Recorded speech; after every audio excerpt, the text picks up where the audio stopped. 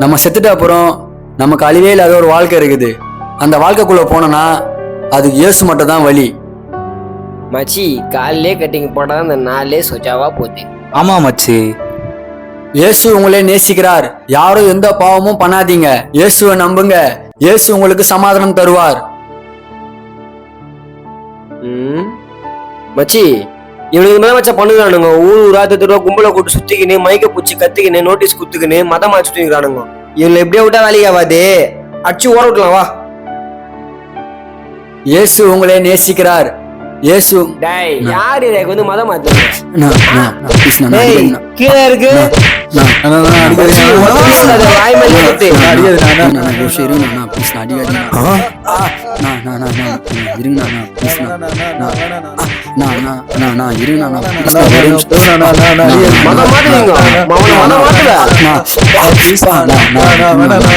இன்னொரு வாட்டி உங்க 2 பேரும் இந்த ஏரியா பக்கம் மைக்கு கைமா பார்த்தேன்னு வச்சுக்கோ, உயிரோடய இருக்க மாட்டீங்க. எத்தனை கிளம்புங்க ஒழுங்கா. நான் வரப்போ இருக்கவே கூடாது. கிளம்புங்க எத்தனை ஓடுங்க. டேய் ஒன்னும் ஆகல. சரியான ஜோப்டா பசங்க வச்சு அவனுங்க தட்டி விடு அவனுங்கள.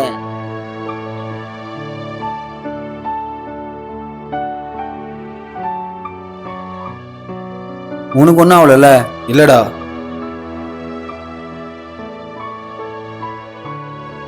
ப்ரோ ப்ரோ ஒன்னும் ஆகல ப்ரோ உங்களுக்கு? இல்ல இல்ல இல்ல ப்ரோ, ஒன்னும் ஆகல ப்ரோ. ப்ரோ ஏன் ப்ரோ உங்களுக்கு தேவைதான் வேலை? பாருங்க உங்களை எப்படி அச்சு போட்டு போய்க்கிறாங்கன்னு. நானும் கிறிஸ்டின் தான். சர்ச்சைக்கு போகணுமா, வீட்டுக்கு வந்தோமா, மூட்டை உட்கார வேண்டியதானே ப்ரோ. ஏன் ப்ரோ இந்த வேலைலாம்? ப்ரோ எப்படி ப்ரோ சும்மா இருக்குது? இயேசுவை பத்தி சொல்லி தானே ப்ரோ ஆகணும். ப்ரோ நீங்களே பாத்தீங்களே, இயேசுவை பத்தி சொன்னா இப்படி அடி வாங்கி அசிங்கப்பட்டு அவமானதான் பட்டு ஆகணும். ப்ரோ ஏசப்பா நமக்காக பட்ட அவமானத்தை விட இதெல்லாம் பெருசு இல்ல ப்ரோ. போங்க ப்ரோ, அப்புறம் உங்க இஷ்டம்.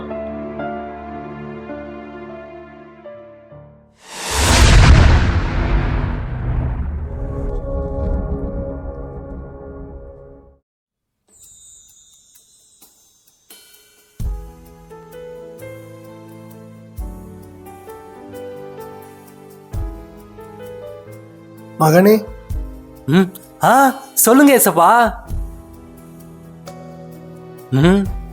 என்ன ஏசப்பா சோகமா இருக்கிறீங்க? என்னாச்சு? உனக்கு நிறைய கடன் பிரச்சனை இருந்தது. உங்க அம்மாவுக்கு தீராத வியாதி இருந்தது. அது இப்ப எப்படி இருக்கு மகனே? ஏசப்பா எனக்கு எப்போ உங்களை பத்தி தெரிய வந்து நான் ரட்சிக்கப்பட்டனோ அப்பவே என் கடன் எல்லாமே தீர்ந்துச்சு ஏசப்பா. எங்க அம்மா அப்பாக்கு இருக்கிற வியாதியும் குணமாயிடுச்சு ஏசப்பா. இதெல்லாமே ஏதோ ஒரு மேஜிக் நடந்த மாதிரி இருந்தது ஏசப்பா. எல்லாமே உங்களால தான் ஏசப்பா. ரொம்ப நன்றி ஏசப்பா. மகனே, நீ எனக்கு நன்றி சொல்றதை விட்டுட்டு உனக்கு ஒருத்தர் சுவிசேஷம் சொன்னாரு தெரியுமா, அவருக்கு போய் நீ முதல்ல நன்றி சொல்லு. ஏன்னா இதுல என்னுடைய கிரியை வெறும் 5% தான். ஆனா உனக்கு சுவிசேஷம் சொன்னாரு பாத்தியா, அவருடைய கிரியை தான் 95%. ஆமா ஏசப்பா, அவருக்கு நான் ரொம்ப நன்றி கடன் பட்டுக்கிறேன். அவர் மட்டும் எனக்கு சுவிசேஷம் சொல்லனா உண்மையான கடவுள் உங்களை எனக்கு யாருன்னே தெரிஞ்சிருக்காது. இல்லாத ஒரு கடவுள்கிட்ட போய் வேண்டிட்டு உட்காந்து இருந்திருப்பேன். அவர் எனக்கு சுவிசேஷம் சொன்னனால தான் நான் ரட்சிக்கவே பட்டேன் ஏசப்பா. அது மட்டும் இல்லாம எனக்கு ஒரு பெரிய விடுதலையே கட்சிக்குது. இருக்கிறதுலே பெரிய லக்கு நதம் எனக்கு. நித்திய ஜீவன், அழிவில்லாத வாழ்க்கை எனக்கு கிடைக்க போகுது ஏசப்பா. என்ன ஏசப்பா நீங்க ரொம்ப சோகமா இருக்கிறீங்க? நீங்க கஷ்டப்பட்டு காசு கொடுத்து காஸ்ட்லியான பொருள் வாங்குற மாதிரி நான் என்னுடைய சொந்த ரத்தத்தை அதிக வலிகளோடு, வேதனைகள், அவமானங்கள், பாடுகளோடு நான் சிந்தின என் சொந்த ரத்தத்தை கரையமா கொடுத்து பூமியில இருக்கிற ஒவ்வொரு மனுஷங்களையும் மீட்டெடுத்து வாங்கியிருக்கிறேன். ஆனா நான் உங்களுக்காக சிந்தின என் சொந்த ரத்தம் வீணா போகுது மகனே. வீணா போகுதா? ஏன் ஏசப்பா வீணா போகுது? நான் உங்க எல்லாருடைய முகத்தையும் ஆசாசியா பரலோகத்துல என் வீட்டில் நான் பார்க்கணும் தான் உங்களுக்காக என் சொந்த ரத்தத்தையே நான் கொடுத்தேன். ஆனா முக்காவாசி பேரோட முகத்தை என்னால என் வீட்டில் பார்க்க முடியாது போல. என் ஆசை நிறைவேறாதா மகனே? ஏன் ஏசப்பா முக்காவாசி பேரோட முகத்தை உங்க வீட்டுல பார்க்க முடியாதுன்னு சொல்றீங்க? ரட்சிக்கப்பட்டு ஞானஸ்தானம் எடுத்து அபிஷேகம் பெற்றவர்களால் மாத்திரம்தான் பரலோகத்துல என் வீட்டுக்கு வர முடியும். ஆனா நிறைய பேருக்கு நான் யாருன்னே தெரியல. அவங்களுக்கு என்னை பத்தி சொல்ல யாருமே இல்லையா?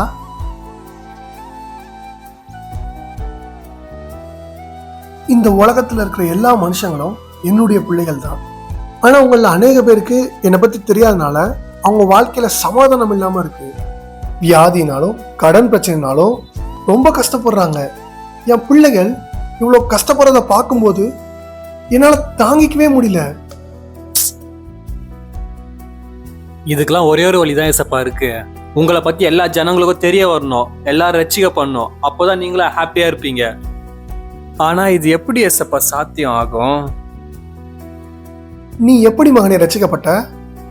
அதான் சொன்னனே ஏசப்பா, ஒரு அண்ணா என்கிட்ட வந்து உங்களை பத்தி சுவிசேஷம் சொன்னாரு. நானும் சும்மா உங்களை ட்ரை பண்ணலாமே சொல்லிட்டு உங்ககிட்ட வந்தேன். பார்த்தா நீங்க என் வாழ்க்கையில பெரிய பெரிய அற்புதம்லாம் செஞ்சீங்க. நானும் ரட்சிக்கப்பட்டேன். அந்த அண்ணா என்னை பத்தி உங்ககிட்ட சுவிசேஷம் சொன்னதுனால நீ ரட்சிக்கப்பட்ட. அதே போல நீயும் மத்தவங்க கிட்ட என்னை பத்தின சுவிசேஷம் சொன்னா அவங்களும் ரட்சிக்கப்படுவாங்கல்ல. நீ ஏன் மகனே அதை பண்ண மாட்டேன்ற? மார்க் 16:15 எல்லாருக்கும் என்னை பத்தி சுவிசேஷம் அறிவிக்கணும்னு நான் சொல்லியிருக்கல மகனே. என்னோட தொலைஞ்சு போன பிள்ளைகளை கண்டுபிடிக்க நீ உதவி பண்ண மாட்டியா மகனே? எங்க ஏசப்பா, உங்களை பத்தி சொன்னாவே யாரோ காது குத்து கேட்கவும் மாட்றாங்க, கண்டுக்கவும் மாட்றாங்க. வேஸ்ட் ஆஃப் டைம் ஏசப்பா. அவங்க கேட்குறாங்களோ இல்லையோ, சொல்ல வேண்டியது உன்னுடைய கடமை. சொல்லிடு மகனே. நீ சொல்றது என்னுடைய வார்த்தை. என்னுடைய வார்த்தையில ஜீவன் இருக்கு. என்னுடைய வார்த்தையில நானே கலந்துருக்கேன். நீ எப்படி உனக்கு ஒரு கஷ்டம் இருக்கும்போது என்னை கூப்பிட்டப்போ நான் உனக்கு ஒரு அற்புதம் செஞ்சேனோ அதே போலதான் அவங்க இப்ப கேட்கலனா கூட அவங்க ஏதோ ஒரு கஷ்டத்துல இருக்கும்போது அப்போ நீ சொன்ன சுவிசேஷம் அவங்களுக்கு ஞாபகம் வரும். அப்போ அவங்க என்னை கூப்பிடுவாங்க. அப்போ அவங்க வாழ்க்கையில நான் ஒரு அற்புதம் செய்வேன். அப்போ அவங்க ரசிக்கப்படுவாங்க. அதனால புறஜாதிகளுக்கு நீ என்னை பத்தி என்னெல்லாம் சொல்றியோ உன் வாயிலிருந்து வார வார்த்தையை நான் கனப்படுத்தி அதன்படி செய்வ மகனே. ஆனா ஏசப்பா, உங்களை பத்தி சொன்னாலே எல்லாரும் கலாய்க்கிறாங்க, கிண்டல் பண்றாங்க, ஒரு மாதிரி பேசுறாங்க ஏசப்பா. மகனே, மத்தேயு 5:11-12 என் நிமித்தம் உங்களை நிந்தித்து துன்பப்படுத்தி பலவித தீமையான மொழிகளையும் உங்கள் பேரில் பொய்யாய் சொல்வார்களானால் பாக்கியவான்களாய் இருப்பீர்கள். சந்தோஷப்பட்டு களி கூறுங்கள், பரலோகத்தில் உங்கள் பலன் மிகுதியாயிருக்கும். உங்களுக்கு முன்னிருந்த தீர்க்கதரிசிகளையும் அப்படியே துன்பப்படுத்தினார்களேன்னு சொல்லியிருக்கல.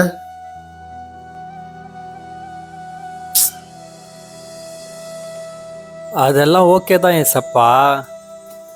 ஆனா ஆனா ஆனா என்ன மகனை யோசிக்கிற? அது வந்து ஏசப்பா, உங்களை பத்தி மற்றவங்கிட்ட சொல்றதுக்கு எனக்கு அசிங்கமா இருக்கு ஏசப்பா.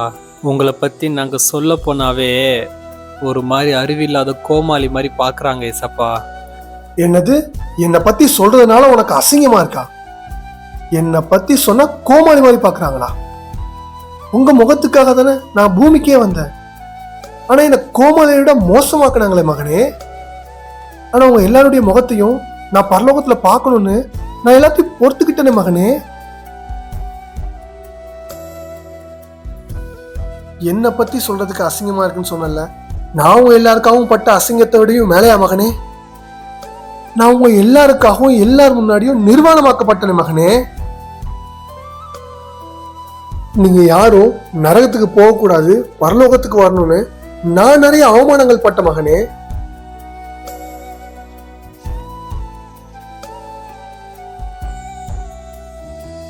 நான் யாரு மகனே? வானத்தையும் பூமியையும் சகல சிருஷ்டிப்பையும் படைத்த ராஜா. வார்த்தையினால இவ்வளத்தையும் படைக்க தெரிஞ்ச எனக்கு ஒரு வார்த்தையினால உங்களை மீட்டெடுக்க தெரியாதா மகனே? நான் உங்க மேல வச்ச அளவில்லாத அன்பினாலதான் நான் என்னையே தாழ்த்தி மனித அவதாரமா பூமிக்கு வந்தேன்.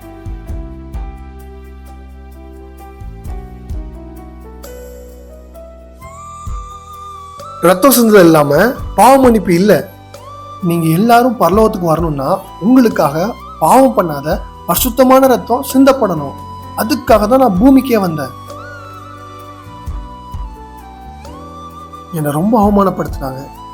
நான் படைச்ச அந்த கரங்களால என் கன்னத்துல அரைஞ்சாங்க, என் மேல காரி துப்புனாங்க, எல்லார் முன்னாடியும் என்னை அசிங்கமா திட்டினாங்க. அப்புறம் என் கண்ணை ஒரு துணியால கட்டி ஒரு பொம்மையை அடிக்கிற மாதிரி மாறி மாறி என் தலையிலே அடிச்சு, உன் ஞான திருஷ்டியினால யார் அடிச்சா கண்டுபிடின்னு என்னை கிண்டல் பண்ணாங்க. அப்புறம் கடைசியா எல்லாருக்கு முன்னாடியும் ஆண்கள் பெண்கள் முன்னாடி என் ட்ரெஸ் அவுத்து என்னை நிர்வாணப்படுத்தினாங்க. நானும் வழியிட கொண்டு போற ஒரு ஆட்டுக்குட்டி போல, வாய் துறக்காத ஒரு சிறு பிள்ளைய போல நான் இருந்தேன்.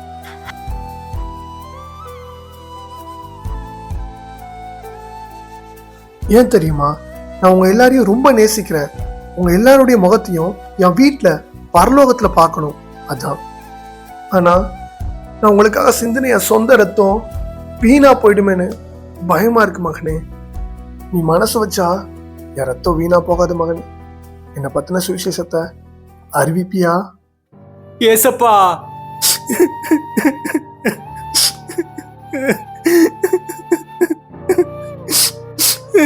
ஏசப்பா, சாரி ஏசப்பா, நான் ரொம்ப சுயநலவாதியா வந்துட்டேன் ஏசப்பா.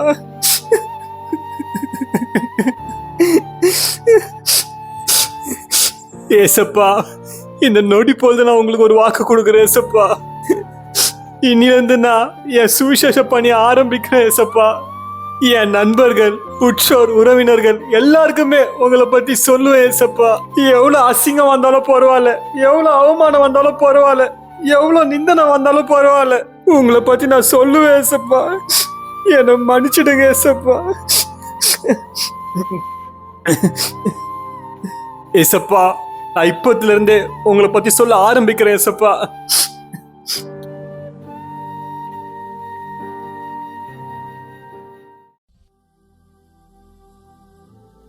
இயேசு உங்களை நேசிக்கிறார். இயேசு உங்களுக்கு சமாதானம் தருவார். இயேசுவை நம்புங்க. இயேசு உங்களுக்காகவோ எனக்காகவோ மரிச்சு 3ஆம் நாள் உயிரோடு எழும்புகிறாரு. இயேசு தான் மெய்யான தெய்வம். நமக்கு நித்திய வாழ்வு இருக்கு. அது உள்ள போகணும்னா இயேசு தான் வழி. என்ன மச்சி, எவ்வளவு சரக்கு வச்சாலும் போதையே ஏறல. இயேசு தான் உண்மையான தெய்வம்.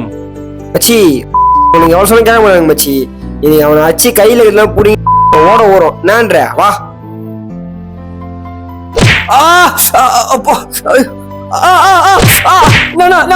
நீங்க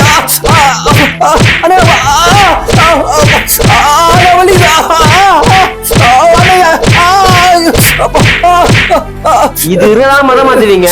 இப்படி மாத்தாரு பாக்குறேன் மச்சான். இதை போடுற தூக்கிறேன் கம்லாம் வா. சொட்ட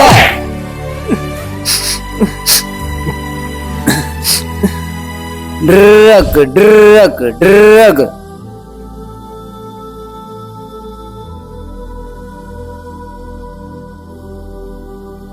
இயேசு உங்களை நேசிக்கிறார். இயேசு தான் உண்மையான தெய்வம். இயேசுவை நம்புங்க. இயேசு உங்களுக்கு நித்திய ஜீவன் தருவார். இயேசுவை நம்புங்க. என் மகன் எனக்காக என் மேல இருக்கிற அன்புனால எல்லாத்தையும் சகிச்சுட்டு பண்றான். மகனே, என்னுடைய வீட்டுல நிறைய வாசஸ்தலங்கள் இருக்கிறது. அதுல உனக்காக விசேஷமான ஒன்ன நான் ஆயத்தம் பண்ணி வைப்பேன். அங்க கண்ணீர் இல்ல, வருத்தம் இல்ல, துக்கம் இல்ல, மிகுந்த சந்தோஷமா இருக்கலாம். எனக்கும் மிகுந்த சந்தோஷமா இருக்கும். உங்க எல்லாருக்கூடையும் நானும் என் வீட்டுல மகிழ போறேன். அந்த நாளுக்காக காத்திருக்கேன். வீடியோவை முழுமையாக பார்த்த அன்பான தேவ பிள்ளைகளே, 1 கொரிந்தியர் 9:16 அப்போஸ்தலனாகிய பவுல் இப்படியாய் சொல்லியிருக்கிறார். சுவிசேஷத்தை நான் பிரசங்கித்து வந்தும் மேன்மை பாராட்ட எனக்கு இடமில்லை. அது என் மேல் விழுந்த கடமையாயிருக்கிறது. சுவிசேஷத்தை நான் பிரசங்கியாதிருந்தால் எனக்கு ஐயோ. தேச தேசமா நாடு நாடா சுவிசேஷத்தை பிரசங்கித்த பவுல் வாயிலிருந்து இந்த வார்த்தை வருதுன்னா நம்ம எல்லாம் எம்மாத்திரம். நீங்களே யோசிச்சு பாருங்க. ஒரு நாளைக்கு ஒருத்தருக்காச்சும் நீங்க சுவிசேஷத்தை சொல்றீங்களா? சொல்றதுக்கு அசிங்கமா இருக்கா? ஏசு உங்களை நேசிக்கிறார், அதையாச்சும் சொல்லுங்க. ஏசப்பா நம்ம கிட்ட ரொம்ப எதிர்பார்க்கல, கொஞ்சத்துல உண்மையா இருக்கதா சொல்றாரு ஏசப்பா. நம்ம ஃப்ரெண்ட்ஸ், நம்ம உற்றோர் உறவினர்கள் ரட்சிக்கப்படாம இருப்பாங்கல்ல, அவங்க கிட்ட ஏசப்போட அன்பை பத்தி சொல்லலாம்ல. இப்ப நான் சொல்றத நீங்க சாகுற வரைக்கும் ஞாபகத்திலே வச்சுக்கோங்க. சண்டே நீங்க சர்ச்சுக்கு மிஸ் பண்ணாம போனாலும் சரி, ஞானஸ்தானம் எடுத்திருந்தாலும் சரி, கோடி கோடி ரூபாய் நீங்க காணிக்க கொடுத்திருந்தாலும் சரி, இந்த உலகத்துல நீங்க வாழ்ற காலம் வரை இயேசுவை பற்றியான சுவிசேஷத்தை நீங்க சொல்லாம இருந்தீங்கன்னா நீங்க நரகத்துக்கு போயிடுவீங்க. உங்களை யாராலையும் காப்பாற்ற முடியாது. உங்களோட ரட்சிக்கப்படாத உற்றோர் உறவினர்கள் நண்பர்கள் நரகத்துக்கு போனாங்கன்னா அங்கிருந்து அவங்க உங்க பேரை சொல்லுவாங்க. ஏன் எனக்கு ஏசப்பா பத்தி சொல்லல, சொல்லியிருந்தா நான் நரகத்துக்கு வந்திருக்க மாட்டேனேன்னு உங்க பேரை சொல்லுவாங்க. அங்க உங்க பேர் தொனிக்கப்பட்டுச்சுன்னா நீங்க நரகத்துக்கு போயிடுவீங்க. உங்களை யாராலையும் காப்பாற்ற முடியாது. நீங்க ஏசப்பா கிட்ட எவ்வளவு நன்மை பெற்றிருக்கிறீங்க. இந்த நன்மையை உங்க நண்பர்கள் உற்றோர் உறவினர்கள் பெற வேண்டாமா? பைபிள்ல ஒரு வசனம் இருக்குல்ல, இலவசமாய் பெற்றீர்கள் இலவசமாய் கொடுங்கள்னு. அவங்க கேக்குறாங்களோ இல்லையோ இயேசுவை பத்தி சொல்றங்க. இயேசு உன்னை நேசிக்கிறார், இதாச்சும் நீங்க சொல்றங்க. மகனே மகளே, சுவிசேஷத்தை நீ சொல்லனா உனக்கு ஐயோ நரகத்துக்கு போயிடுவீங்க. இதுக்கு பயந்து ஒண்ணும் நீங்க சுவிசேஷத்தை சொல்ல வேண்டாம். ஏசப்பா நம்ம மேல எவ்வளவு அன்பு வச்சிருக்கிறாரு கொஞ்சம் நினைச்சு பாருங்களேன். அந்த சிலுவை பாடுகளை நினைச்சு பாருங்க. ஏசப்பா நம்ம மேல அவ்வளவு அன்பு வச்சதுனாலதான் அந்த சிலுவை பாடை ஏத்துக்கினாரு. அந்த அன்பு நிமித்தம் நீங்க சுவிசேஷத்தை சொல்லலாம்ல. இத நான் ஒன்னும் சுயமா பேசல, ஏசப்பா உங்ககிட்ட பேசுறாரு. ஏசப்பா தேசத்து மேல அவ்வளவு பாரமா இருக்கிறாரு. ஏசப்பா தன்னுடைய சொந்த ரத்தத்தையே கிரயமா கொடுத்து வாங்கின பிள்ளைகள் மேல அவ்வளவு பாரமா இருக்கிறாரு. இப்பொழுது உங்க சுவிசேஷத்தை பண்ணி ஆரம்பிங்க. இயேசு உங்களை நேசிக்கிறார். God bless you. Amen.